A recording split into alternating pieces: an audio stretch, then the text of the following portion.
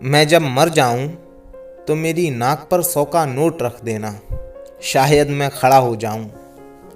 जिंदगी की सच्चाई को इतनी बारीकी तौर पे पेश कर देना किसी बात के जरिए, शायद इसी कला को, इसी हुनर को हम व्यंग्य कहते हैं। लेकिन हमारे देश में व्यंग्य यानी कि सैटायर और ह्यूमर यानी कि हास्य दोनों को एक समझा जाता है। शायद आपको भी कोई ऐसी ही गलत फहमी हो सकती है। इसीलिए मैं आपको भी और अपने सभी मित्रों को बताना चाहूँगा कि ह्यूमर का मतलब होता है हंसाना और सैटायर का मतलब होता है हंसाते हंसाते रुला देना, बात पर सोचने के लिए मजबूर कर देना। व्यंग्य का मतलब समझते हुए आप एक और उदाहरण देख सकते हैं, जैसे कि बेइज्जती में अगर दूसरे को भी शामिल कर लिया जाए तो अपनी आधी इज्जत बच जाती है। देखिए किस महीनी तौर पर हरिशंकर परसाई जी ने एक गहरी बात बोल दी है। हरिशंकर परसाई उस कलम का नाम होता है जो युगों युगों तक अपने तीखे कटाक्षों के लिए जाना जाएगा। आने वाली पीढ़ियां उन्हें अपने व्यंग्यों के लिए जानेगी। गणतंत्र दिवस के मौके पर आज उसी युग पुरुष की एक कहानी मैं आप सभी के मध्य पेश करना चाहता हूँ। मुझे उम्मीद रहेगी कि आप पूरी इस कहानी को सुनकर ही जाएं। यदि आप इस कहानी को पूरी नहीं सुनते हैं तो हरिशंकर परसाई जी की आत्मा को और मेरी अंतरात्मा को दोनों को ही ठेस पहुँचेगी। आगे आपकी मर्जी है। वैज्ञानिक कहते हैं चांद पर जीवन नहीं है। सीनियर पुलिस इंस्पेक्टर माता दीन कहते हैं वैज्ञानिक झूठ बोलते हैं।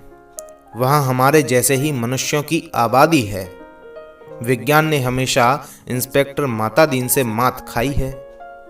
फिंगरप्रिंट विशेषज्ञ कहता रहता है कि छुरे पर पाए गए निशान मुलजिम की अंगुलियों के नहीं हैं, पर माता दीन उसे सजा दिला ही देते हैं।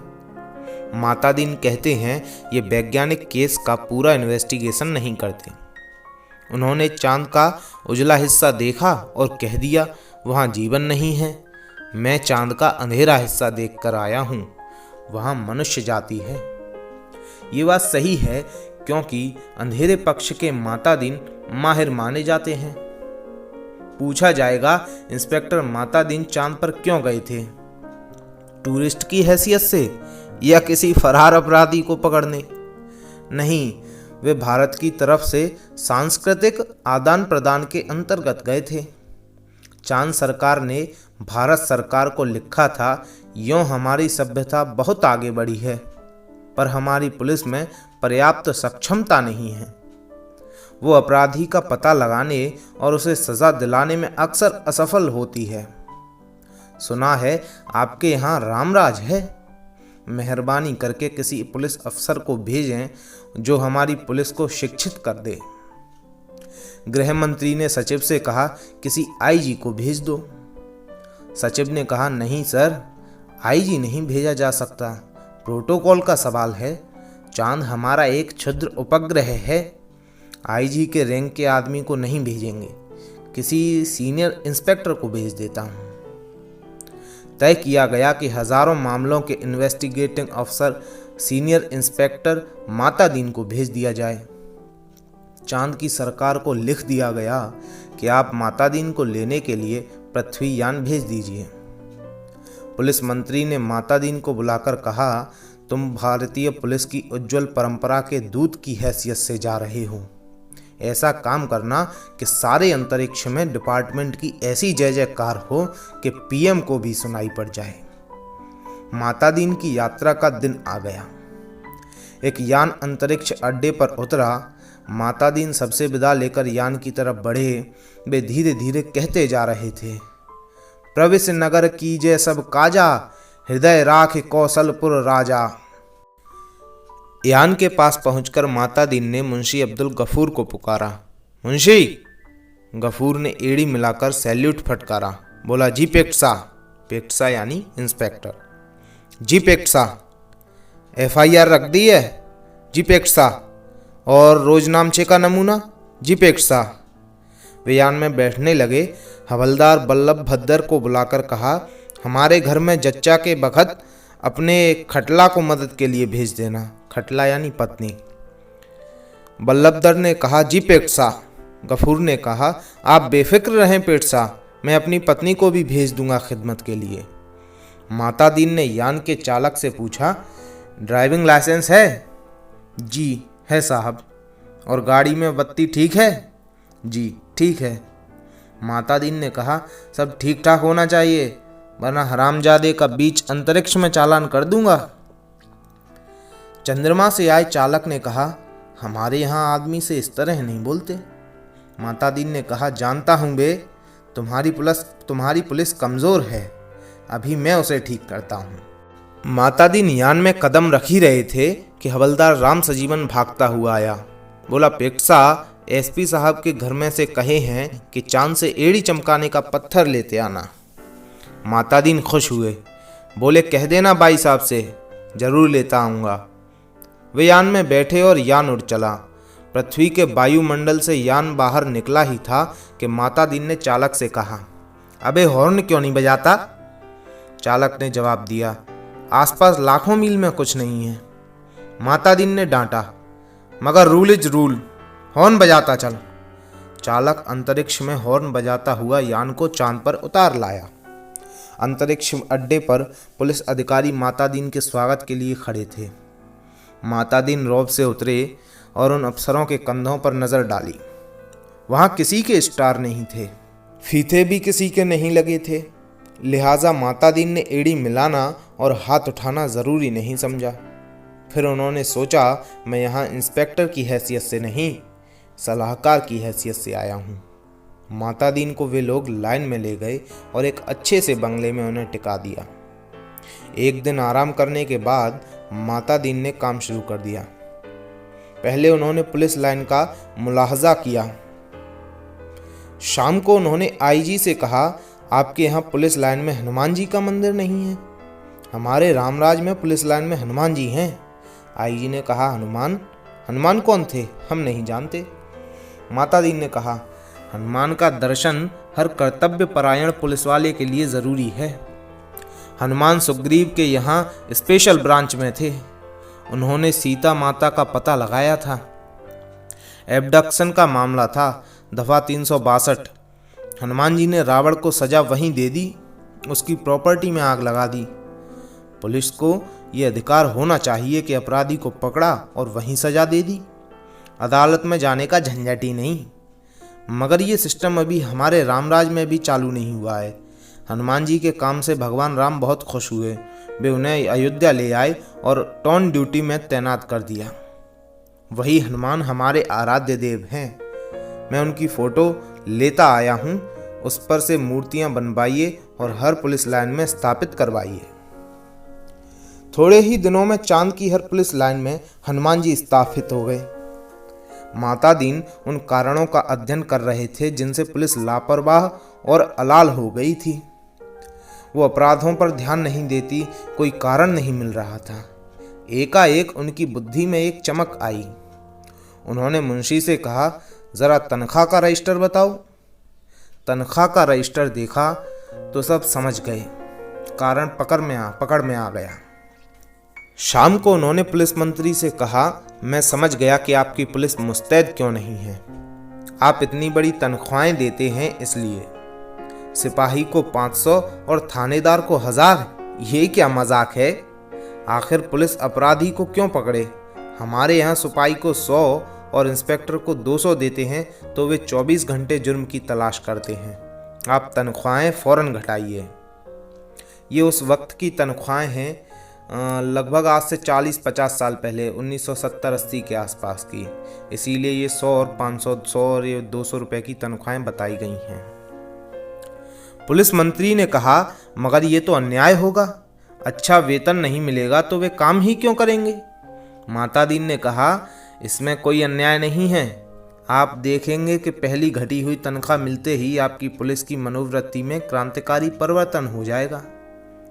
पुलिस मंत्री ने तनख्वाहें घटा दी और 2-3 महीनों में सचमुच बहुत फर्क आ गया। पुलिस एकदम मुस्तैद हो गई, सोते से एकदम जाग गई। चारों तरफ नजर रखने लगी। अपराधियों की दुनिया में गड़बड़ाहट छा गई। पुलिस मंत्री ने तमाम थानों के रिकॉर्ड बुलाकर देखे।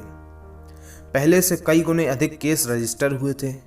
उन्होंने माता दीन से कहा, मैं आपकी सूझ की तारीफ करता हूँ, आपने क्रांति कर दी है, पर यह हुआ किस तरह? माता दीन ने समझाया, बात बहुत मामूली है। कम तनख्वाह दोगे तो मुलाजिम की गुजर नहीं होगी। 100 रुपयों में सिपाही बच्चों को नहीं पाल सकता। 200 में इंस्पेक्टर ठाट बाट नहीं मेंटेन कर सकता। उसे ऊपरी आमदनी करनी ही पड़ेगी, और ऊपरी आमदनी तभी होगी जब वह अपराधी को पकड़ेगा। गरज कि वह अपराधों पर नजर रखेगा, सचेत, कर्तव्यपरायण और मुस्तैद हो जाएगा। हमारे रामराज के स्वच्छ और सक्षम प्रशासन का यही रहस्य है। चंद्रलोक में इस चमत्कार की खबर फैल गई। लोग माता दीन को देखने आने लगे कि वह आदमी कैसा है जो तनख्वाह कम करके सक्षमता ला देता है। पुलिस के लोग भी खुश थे। वे कहते, गुरु आप इधर न पधारते तो हम सभी कोरी तनख्वाह से ही गुजर करते रहते। सरकार भी खुश थी कि मुनाफे का बजट बनने वाला था। आधी समस्या हल हो गई। पुलिस अपराधी पकड़ने लगी थी। अब मामले की जांच विधि में सुधार करना रह गया था। अपराधी को पकड़ने के बाद उसे सजा दिलाना। माता दीन इंतजार कर रहे थे कि कोई बड़ा केस हो जाए तो नमूने के तौर पर उसका इन्वेस्टिगेशन कर बताऊं। एक दिन आपसी मारपीट में एक आदमी मारा गया। माता दीन कोतवाली में आकर बैठ गए और बोले, नमूने के लिए इस केस का इन्वेस्टिगेशन मैं करता हूं, आप लोग सीखिए। ये कत्ल का केस है। कत्ल के केस में एविडेंस बहुत पक्का होना चाहिए। कोतवाल ने कहा, पहले कातिल का पता लगाया जाएगा, तभी तो एविडेंस इकट्ठा किया जाएगा। माता दीन ने कहा, नहीं, उल्टे मत चलो, पहले एविडेंस देखो। क्या कहीं खून मिला, किसी के कपड़ों पर या और कहीं? एक इंस्पेक्टर ने कहा, हाँ, मारने वाले तो भाग गए थे, मृतक सड़क पर बेहोश पड़ा था। एक भला आदमी वहाँ रहता है, उसने उठाकर अस्पताल भेजा। उस भले आदमी के कपड़ों पर खून के दाग लग गए हैं। माता दीन ने कहा, उसे फौरन गिरफ्तार करो। कोतवाल ने कहा, मगर उसने तो मरते हुए आदमी की मदद की थी। माता दीन ने कहा, वो सब ठीक है, पर तुम खून के दाग ढूंढने और कहाँ जाओगे? जो एविडेंस मिल रहा है उसे तो जब्त करो। वो भला आदमी पकड़कर बुलवा लिया गया। उसने कहा, मैंने तो मरते आदमी को अस्पताल भिजवाया था, मेरा क्या कसूर है? चांद की पुलिस उसकी बात से एकदम प्रभावित हुई। माता दीन प्रभावित नहीं हुए। सारा पुलिस महकमा उत्सुक था कि अब माता दीन का क्या तर्क निकालते हैं। माता दीन ने उससे कहा, पर तुम झगड़े की जगह गए क्यों? उसने जवाब दिया, मैं झगड़े की जगह नहीं गया, मेरा वहाँ मकान है, झगड़ा मेरे मकान के सामने हुआ। अब फिर माता दीन की प्रतिभा की परीक्षा थी। सारा महकमा उत्सुक देख रहा था। माता दीन ने कहा, मकान तो ठीक है, पर मैं पूछता हूँ, झगड़े की जगह जाना ही क्यों? इस तर्क का कोई जवाब नहीं था। वो बार बार कहता, मैं झगड़े की जगह नहीं गया, मेरा वही मकान है। माता दीन उसे जवाब देते, सो ठीक है, पर झगड़े की जगह जाना ही क्यों? इस तर्क प्रणाली से पुलिस के लोग बहुत प्रभावित हुए। अब माता दीन जी ने इन्वेस्टिगेशन का सिद्धांत समझाया। देखो, आदमी मारा गया है तो ये पक्का है किसी ने उसे ज़रूर मारा होगा। कोई कातिल है, किसी को सज़ा होनी है। सवाल है किसको सज़ा होनी है। पुलिस के लिए ये सवाल इतना महत्व नहीं रखता जितना ये सवाल कि जुर्म किस पर साबित हो सकता है या किस पर साबित होना चाहिए। कत्ल हुआ है तो किसी मनुष्य को सज़ा होगी। मारने वाले को होती है या बेकसूर को, ये अपने सोचने की बात नहीं है। मनुष्य सब बराबर हैं, सब में उसी परमात्मा का अंश है। हम भेदभाव नहीं करते, ये पुलिस का मानवतावाद है। दूसरा सवाल है, किस पर जुर्म साबित होना चाहिए। इसका निर्णय इन बातों से होगा। क्या वो आदमी पुलिस के रास्ते में आता है? क्या उसे सज़ा दिलाने से ऊपर के लोग खुश होंगे? माता दीन को बताया गया कि वो आदमी भला है, पर पुलिस अन्याय करे तो विरोध करता है। जहां तक ऊपर के लोगों का सवाल है, वो वर्तमान सरकार की विरोधी राजनीति वाला है। माता दीन ने टेबल ठोककर कहा, फर्स्ट क्लास केस, पक्का एविडेंस और ऊपर का सपोर्ट। एक इंस्पेक्टर ने कहा, पर हमारे गले ये बात नहीं उतरती है कि एक निरपराध भले आदमी को सज़ा क्यों दिलाई जाए। माता दीन ने समझाया, देखो मैं समझा चुका हूँ कि सब में उसी ईश्वर का अंश है। सज़ा इसे हो या कातिल को, फांसी पर तो ईश्वर ही चढ़ेगा ना। फिर तुम्हें कपड़ों पर खून मिल रहा है, इसे छोड़कर तुम कहाँ खून ढूंढते फिरोगे। तुम तो भरो FIR। माताजी ने FIR भरवा दी, बखत ज़रूरत के लिए जगह खाली छुड़वा दी। दूसरे दिन पुलिस कोतवाल ने कहा, गुरुदेव हमारी तो बड़ी आफत है। तमाम भले आदमी आते हैं और कहते हैं उस बेचारे बेकसूर को क्यों फंसा रहे हो। ऐसा तो चंद्रलोक में कभी नहीं हुआ। बताइए हम क्या जवाब दें, हम तो बहुत शर्मिंदा हैं। माता दीन ने कोतवाल से कहा, घबराओ मत, शुरू में इस काम में आदमी को शर्म आती है, आगे तुम्हें बेकसूर को छोड़ने में शर्म आएगी। हर चीज़ का जवाब है। अब आपके पास जो आए उससे कह दो, हम जानते हैं वो निर्दोष है, पर हम क्या करें, ये सब ऊपर से हो रहा है। कोतवाल ने कहा, तब वे SP के पास जाएंगे। माता दीन बोले, SP भी कह दें कि ऊपर से हो रहा है। तब वे IG के पास शिकायत करेंगे, IG भी कहें कि सब ऊपर से हो रहा है। तब वे लोग पुलिस मंत्री के पास पहुंचेंगे, पुलिस मंत्री भी कहेंगे, भैया मैं क्या करूं, ये ऊपर से हो रहा है। तो वे प्रधानमंत्री के पास जाएंगे, प्रधानमंत्री भी कहें कि मैं जानता हूं वो निर्दोष है, पर ये सब ऊपर से हो रहा है। कोतवाल ने कहा, तब वे, माता दीन ने कहा, तब क्या, तब वे किसके पास जाएंगे, भगवान के पास ना, मगर भगवान से पूछकर कौन लौट सका है। कोतवाल चुप रह गया, वो इस महान प्रतिभा से चमत्कृत था। माता दीन ने कहा, एक मुहावरा ऊपर से हो रहा है, हमारे देश में 25 सालों से ये सरकारों को बचाता आ रहा है, तुम इसे सीख लो। केस की तैयारी होने लगी। माता दीन ने कहा, अब 4-6 चश्मदीद गवाह लाओ। कोतवाल, चश्मदीद गवाह कैसे मिलेंगे, जब किसी ने उसे मारते देखा ही नहीं, तो चश्मदीद गवाह कोई कैसे होगा। माता दीन ने सिर ठोक लिया, किन बेवकूफ़ों के बीच फंसा दिया गवर्नमेंट ने, इन्हें तो ABCD भी नहीं आती। झल्लाकर कहा, चश्मदीद गवाह किसे कहते हैं जानते हो? चश्मदीद गवाह वो नहीं जो देखे, बल्कि वो है जो कहे कि मैंने देखा। कोतवाल ने कहा, ऐसा कोई क्यों कहेगा? माता दीन ने कहा, कहेगा, समझ में नहीं आता, कैसे डिपार्टमेंट चलाते हो। अरे चश्मदीद गवाहों की लिस्ट पुलिस के पास पहले से रहती है, यहाँ ज़रूरत हुई उन्हें चश्मदीद बना दिया। हमारे यहाँ ऐसे आदमी हैं जो साल में 300-400 वारदातों के चश्मदीद गवाह होते हैं। हमारी अदालतें भी मान लेती हैं कि इस आदमी में कोई दैवीय शक्ति है, जिससे जान लेता है कि अमुक जगह वारदात होने वाली है और वहाँ पहले से पहुँच जाता है। मैं तुम्हें चश्मदीद गवाह बना कर देता हूँ। 8-10 उठाई गिरों को बुलाओ जो चोरी, मारपीट, गुंडागर्दी करते हों, जुआ खेलते हों या शराब उतारते हों। दूसरे दिन शहर के 8-10 नवरत्न कोतवाली में हाजिर थे। उन्हें देखकर माता दीन गदगद हो गए। बहुत दिन हो गए थे ऐसे लोगों को देखे, बड़ा सूना सूना लग रहा था। माता दीन का प्रेम उमड़ पड़ा। उनसे कहा, तुम लोगों ने उस आदमी को लाठी से मारते देखा था ना? वे बोले, नहीं देखा साहब, हम वहाँ थे ही नहीं। माता दीन जानते थे ये पहला मौका है। फिर उन्होंने कहा, वहाँ नहीं थे ये मैंने माना, पर लाठी मारते देखा तो था। उन लोगों को लगा कि ये पागल आदमी है, तभी ऐसी ऊटपटांग बात कहता है। वे हंसने लगे। माता दीन ने कहा, हंसो मत, जवाब दो। वे बोले, जब थे ही नहीं तो कैसे देखा? माता दीन ने गुर्रा कर देखा।